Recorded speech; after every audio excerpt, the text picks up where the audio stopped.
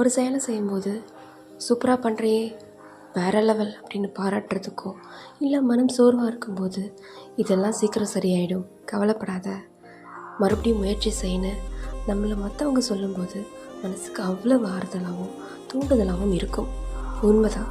ஆனால் மனம் தளர்வாக இருக்கும் போதெல்லாம் இதே மாதிரி சரியான ஆறுதல்கள் நமக்கு சொல்கிறதுக்கு ஆள் வருவாங்களான்னு கேட்டிங்கன்னா நிச்சயமாக கிடையாது. ஸோ இப்படிப்பட்ட நேரங்களில் உங்களுக்கு நீங்கள் தான் ஆறுதல் சொல்லிக்கணும், உங்களை நீங்கள் தான் ஊக்கப்படுத்திக்கணும். ஏன்னா அவங்க உங்களுக்குன்னு 1008 வேலை இருக்குது.